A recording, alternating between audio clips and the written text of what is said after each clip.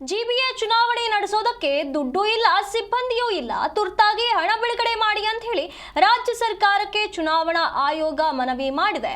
ಇಲ್ಲಿ ಗ್ರೇಟರ್ ಬೆಂಗಳೂರು ಪ್ರಾಧಿಕಾರದ ವ್ಯಾಪ್ತಿಯ 5 ನಗರ ಪಾಲಿಕೆಗಳಿಗೆ ಜೂನ್ 30ರ ಒಳಗೆ ಚುನಾವಣೆ ನಡೆಸಲು ದುಡ್ಡಿಲ್ಲ ಹಾಗೂ ಸಿಬ್ಬಂದಿಯೂ ಇಲ್ಲ ಎಂದು ರಾಜ್ಯ ಚುನಾವಣಾ ಆಯೋಗವು ಸುಪ್ರೀಂ ಕೋರ್ಟ್ಗೆ ಅವಲತ್ತುಕೊಂಡಿದೆ. ಚುನಾವಣೆ ನಡೆಸುವ ನಿಟ್ಟಿನಲ್ಲಿ ಕೈಗೊಂಡಿರುವಂತಹ ಕ್ರಮಗಳ ಕುರಿತು ಸುಪ್ರೀಂ ಕೋರ್ಟ್ಗೆ ಗುರುವಾರ ಪ್ರಮಾಣ ಪತ್ರವನ್ನ ಆಯೋಗ ಸಲ್ಲಿಸಿದೆ. ಜಿಬಿಎ ಚುನಾವಣೆಯನ್ನ ಜೂನ್ 30ರಂದು ಅಥವಾ ಅದಕ್ಕೂ ಮೊದಲು ನಡೆಸಿ ಪೂರ್ಣಗೊಳಿಸಲು ಎಲ್ಲಾ ಕ್ರಮಗಳನ್ನ ಕೈಗೊಳ್ಳಲಾಗುತ್ತದೆ. ಆಯೋಗವು ಚುನಾವಣೆ ನಡೆಸೋದಕ್ಕೆ ಯಾವುದೇ ಹಣವನ್ನ ಹೊಂದಿಲ್ಲ. ಚುನಾವಣೆ ನಡೆಸಲು ತುರ್ತಾಗಿ ಹಣ ಬಿಡುಗಡೆ ಮಾಡುವಂತೆ ರಾಜ್ಯ ಸರ್ಕಾರಕ್ಕೆ ವಿನಂತಿಸಲಾಗಿದೆ ಎಂದು ತಿಳಿಸಿದೆ. ಪಾಲಿಕೆಗಳಿಗೆ ಚುನಾವಣೆ ನಡೆಸುವ ಉದ್ದೇಶಕ್ಕಾಗಿ ಆಯೋಗವು ಲಾಜಿಸ್ಟಿಕ್ ಬೆಂಬಲ ಹಾಗೂ ಸಿಬ್ಬಂದಿ ಮೂಲಸೌಕರ್ಯ ಮತ್ತು ಹಣಕ್ಕಾಗಿ ರಾಜ್ಯ ಸರ್ಕಾರ ಮತ್ತು ಸರ್ಕಾರದ ಅಧಿಕಾರಿಗಳ ಮೇಲೆ ಸಂಪೂರ್ಣವಾಗಿ ಅವಲಂಬಿತವಾಗಿದೆ ಅಂತ ಹೇಳಿ ಆಯೋಗ ಹೇಳಿಕೊಂಡಿದೆ. ರಾಜ್ಯದಲ್ಲಿ ಜನಗಣತಿ ಕಾರ್ಯವು ಮೇ 15ರ ಒಳಗೆ ಪೂರ್ಣಗೊಳ್ಳಲಿದೆ. 5 ಪಾಲಿಕೆಗಳಿಗೆ ಚುನಾವಣೆ ನಡೆಸುವಂತಹ ಕಾರ್ಯವು ಮೇ 15ರ ನಂತರವೇ ಆರಂಭವಾಗಲಿದೆ. ಇಲ್ಲಿಯವರೆಗೆ ರಾಜ್ಯದಲ್ಲಿ ಮತದಾರರ ಪಟ್ಟಿಯ ವಿಶೇಷ ಸಮಗ್ರ ಪರಿಷ್ಕರಣೆಯ ದಿನಾಂಕಗಳನ್ನು ಭಾರತದ ಚುನಾವಣಾ ಆಯೋಗವು ಘೋಷಿಸಿಲ್ಲ. ರಾಜ್ಯ ಸರ್ಕಾರದ ಮುಖ್ಯ ಕಾರ್ಯದರ್ಶಿ ಅವರಿಗೆ ಪತ್ರ ಬರೆದು ಈ ಎಲ್ಲಾ ವಿಷಯಗಳನ್ನು ತಿಳಿಸಲಾಗಿದೆ ಎಂದು ಆಯೋಗ ಸ್ಪಷ್ಟಪಡಿಸಿದೆ. ಜೂನ್ 30ರೊಳಗೆ ಚುನಾವಣೆ ನಡೆಸುವಂತೆ ಆಯೋಗಕ್ಕೆ ನ್ಯಾಯಪೀಠವು 2026ರ ಜನವರಿ 12ರಂದು ನಿರ್ದೇಶನ ನೀಡಿತ್ತು. ಮತದಾರರ ಪಟ್ಟಿ ಪರಿಷ್ಕರಣೆ ಸೇರಿದಂತೆ ಚುನಾವಣಾ ಸಿದ್ಧತಾ ಕಾರ್ಯಗಳನ್ನು ನಡೆಸಲಾಗಿದೆ. ಏಪ್ರಿಲ್ 18ರಂದು ಅಂತಿಮ ಮತದಾರರ ಪಟ್ಟಿ ಪ್ರಕಟಿಸಲಿದೆ. ನ್ಯಾಯಪೀಠ ಆದೇಶಗಳನ್ನು ಆಯೋಗ ಚಾಚು ತಪ್ಪದೆ ಪಾಲಿಸ್ತಾ ಇದೆ. ಆದರೆ ಚುನಾವಣೆ ನಡೆಸೋದಕ್ಕೆ ಆಯೋಗದ ಬಳಿ ಸ್ವಂತ ಸಿಬ್ಬಂದಿ ಇಲ್ಲ, ಹಣವೂ ಇಲ್ಲ. ಇದಕ್ಕೆ ರಾಜ್ಯ ಸರ್ಕಾರದ ಬೆಂಬಲ ಅಗತ್ಯ ಎಂದು ಆಯೋಗ ಗಮನ ಸೆಳೆದಿದೆ. 5 ನಗರ ಪಾಲಿಕೆಗಳ ಚುನಾವಣೆಗೆ ಕಾಲಮಿತಿಯನ್ನು ವಿಸ್ತರಿಸುವಂತೆ ರಾಜ್ಯ ಚುನಾವಣಾ ಆಯೋಗಕ್ಕೆ ರಾಜ್ಯ ಸರ್ಕಾರ 15ರಂದು ಪತ್ರವನ್ನ ಬರೆದಿತ್ತು.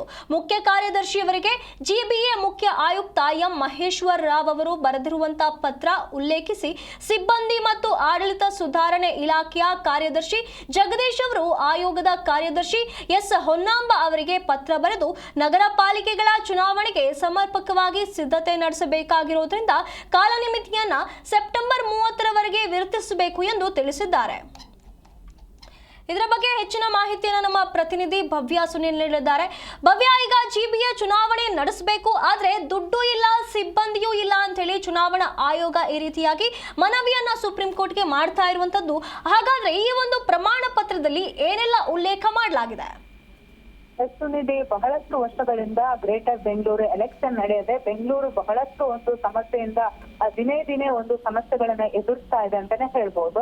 ಸದ್ಯ ಗ್ರೇಟರ್ ಬೆಂಗಳೂರು ಪ್ರಾಧಿಕಾರ ಜಿಬಿಎ ವ್ಯಾಪ್ತಿಯ 5 ನಗರ ಪಾಲಿಕೆಗಳಿಗೆ ಜೂನ್ 30ರೊಳಗೆ ಚುನಾವಣೆ ನಡೆಸುವಂತೆ ಸುಪ್ರೀಂ ಕೋರ್ಟ್ ಒಂದು ತಿಳಿಸಿದ್ದು, ಸದ್ಯ ಅಂದ್ರೆ 30ರೊಳಗೆ ಚುನಾವಣೆ ನಡೆಸಲು ದುಡ್ಡಿಲ್ಲ ಹಾಗೂ ಸಿಬ್ಬಂದಿ ಇಲ್ಲ ಅಂತ ರಾಜ್ಯ ಚುನಾವಣಾ ಆಯೋಗ ಸುಪ್ರೀಂ ಕೋರ್ಟ್ಗೆ ಒಂದು ಅವಲತ್ತನ್ನು ಕೂಡ ತೋಡಿಕೊಂಡಿರುವಂತದ್ದು. ಚುನಾವಣೆ ನಡೆಸುವ ನಿಟ್ಟಿನಲ್ಲಿ ಕೈಗೊಂಡ ಕ್ರಮಗಳ ಕುರಿತು ಸುಪ್ರೀಂ ಕೋರ್ಟ್ಗೆ ಅಂದ್ರೆ ಗುರುವಾರ ಪ್ರಮಾಣ ಪತ್ರವನ್ನ ಆಯೋಗ ಸಲ್ಲಿಸಿದೆ. ಅದರಲ್ಲಿ ಜಿಬಿಎ ಚುನಾವಣೆಯನ್ನು ಯಾಕೆ ನಡೆಸೋದಕ್ಕೆ ಸಾಧ್ಯವಿಲ್ಲ ಅನ್ನೋ ಅಂಶವನ್ನ ಕೂಡ ಮೆನ್ಷನ್ ಮಾಡಿರುವಂತದ್ದು. ಅಂದ್ರೆ ಚುನಾವಣೆ ನಡೆಸಲು ತುರ್ತಾಗಿ ಹಣ ಬಿಡುಗಡೆ ಮಾಡುವಂತೆ ರಾಜ್ಯ ಸರ್ಕಾರಕ್ಕೆ ವಿನಂತಿಸಲಾಗಿದೆ. ಆದ್ರೆ ಪಾಲಿಕೆಗಳಿಗೆ ಚುನಾವಣೆ ನಡೆಸುವ ಉದ್ದೇಶಕ್ಕಾಗಿ ಆಯೋಗವು ಲಾಜಿಸ್ಟಿಕ್ ಬೆಂಬಲ ಆಗಿರ್ಬೋದು, ಸಿಬ್ಬಂದಿ ಆಗಿರ್ಬೋದು, ಮೂಲ ಸೌಕರ್ಯ ಆಗಿರ್ಬೋದು, ಮತ್ತೆ ಹಣಕ್ಕಾಗಿ ರಾಜ್ಯ ಸರ್ಕಾರ ಮತ್ತು ಸರ್ಕಾರದ ಅಧಿಕಾರಿಗಳ ಮೇಲೆ ಸಂಪೂರ್ಣವಾಗಿ ಅವಲಂಬಿತವಾಗಿದೆ ಅಂತ ಕೂಡ ಆಯೋಗ ಹೇಳಿದೆ. ಸೊ ರಾಜ್ಯದಲ್ಲಿ ಈಗಾಗಲೇ ಜನಗಣತಿ ಕಾರ್ಯ ನಡೀತಾ ಇದೆ. ಸೊ ಇದಕ್ಕೆ ಕೂಡ ಅಂದ್ರೆ ಈಗಾಗಲೇ ಗ್ಯಾರಂಟಿಯನ್ನ ಕೂಡ ರಾಜ್ಯ ಸರ್ಕಾರ ಕೊಟ್ಟಿರುವಂತದ್ದು. ಅದಕ್ಕೆ ಕೂಡ ಹಣ ವ್ಯಯ ಮಾಡಬೇಕಾಗುತ್ತೆ. ಈಗ ಎಲೆಕ್ಷನ್ ಅಂದ್ರೆ ಹಬ್ಬ ಅಂದ್ರೂ 5 ನಗರ ಪಾಲಿಕೆಗೆ ಕೂಡ ಕೋಟಿಗಿಂತ ಮೇಲೆ ಒಂದು ದುಡ್ಡಿನ ಕೂಡ ಒಂದು ಅವಶ್ಯಕತೆ ಇರುತ್ತೆ. ಸೊ ಈ ಕಾರಣಕ್ಕಾಗಿ ಸರ್ಕಾರ ರಾಜ್ಯ ಚುನಾವಣಾ ಆಯೋಗಕ್ಕೆ ದುಡ್ಡನ್ನ ಕೊಡ್ಬೇಕಂತ ಈಗ ಮನವಿಯಾಗಿದೆ.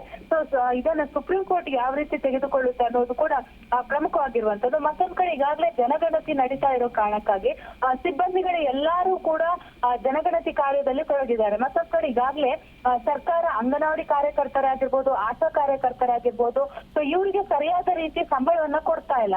ಸೊ ಈ ಕಾರಣಕ್ಕಾಗಿ ಈಗಾಗಲೇ ಸಿಬ್ಬಂದಿಗಳು ಸರ್ಕಾರ ವಿರುದ್ಧ ದಿನೇ ದಿನೇ ಪ್ರತಿಭಟನೆಯನ್ನ ಮಾಡ್ತಾ ಇದ್ದಾರೆ. ಸೊ ಮತ್ತೆ ಎಲೆಕ್ಷನ್ ಡ್ಯೂಟಿಗೆ ಹಾಕ್ಬೇಕಂದ್ರೆ ಯಾರು ಕೂಡ ಮಾಡೋದಕ್ಕೆ ಮುಂದೆ ಬರೋದು ಬಹುತೇಕ ಡೌಟ್ ಅಂತಾನೆ ಹೇಳ್ಬೋದು. ಇದನ್ನೆಲ್ಲ ನೋಡ್ಕೊಂಡು ರಾಜ್ಯ ಚುನಾವಣಾ ಆಯೋಗ ಸುಪ್ರೀಂ ಕೋರ್ಟ್ಗೆ ಒಂದು ಅರ್ಜಿಯನ್ನ ಸಲ್ಲಿಸಿದೆ. ಸೊ ಸುಪ್ರೀಂ ಕೋರ್ಟ್ ಯಾವ ರೀತಿಯಾದಂತಹ ನಿರ್ಧಾರವನ್ನ ತೆಗೆದುಕೊಂಡು ರಾಜ್ಯ ಸರ್ಕಾರ ಯಾವ ರೀತಿ ತಾಕೀತು ಮಾಡುತ್ತೆ ಅನ್ನೋದನ್ನ ನೋಡ್ಬೇಕಾಗುತ್ತೆ ಸುನಿಧಿ. ಧನ್ಯವಾದಗಳು ಭವ್ಯ ನಿಮ್ಮೆಲ್ಲ ಮಾಹಿತಿಗಾಗಿ.